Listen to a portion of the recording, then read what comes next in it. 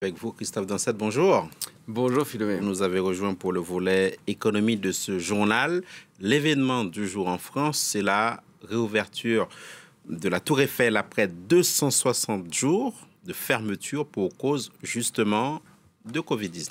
La Dame de Fer avait effectivement fermé le 30 octobre dernier ses portes au public, après avoir déjà connu une période de 3 mois d'absence d'activité au printemps 2020, ce qui fait au total 360 jours de fermeture, un an à quelques jours près. En termes de perte de revenus, c'est évidemment énorme, surtout pour une société qui dépend à 80% de la billetterie, de l'ordre de 120 millions d'euros de pertes au total, 52 millions d'euros l'année dernière et au moins 70 millions d'euros cette année. C'est donc les estimations de la société d'exploitation de la Tour Eiffel, la 7.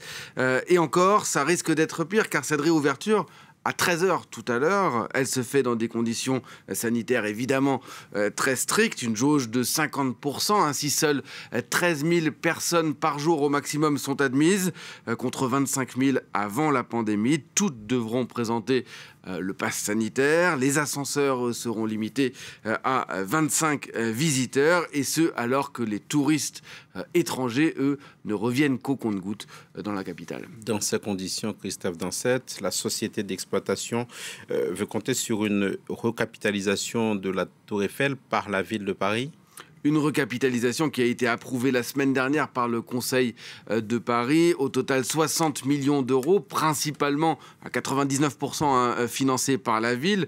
La Société du Grand Paris, qui détient 1% de l'asset, versera, elle, 600 000 euros. De quoi couvrir les pertes de l'année dernière, mais pas celles de cette année. Et surtout que, par ailleurs, les dépenses, elles, se multiplient, car la Tour Eiffel se refait une certaine beauté avant les Jeux Olympiques de 2024. Des travaux de peinture, les 20e en 130 ans d'existence, dont le budget initial de 50 millions d'euros devrait être largement dépassé en raison de la présence de plomb qui, en plus de retarder ces travaux qui ont été arrêtés au mois de février dernier, devrait considérablement alourdir la facture. Ceci dit, sur le long terme, l'exploitant, lui, se veut optimiste. Il se dit assuré du soutien de son actionnaire, la ville de Paris, et pourquoi pas aussi de l'État qui jusqu'à présent n'a jamais versé un centime à la Tour Eiffel.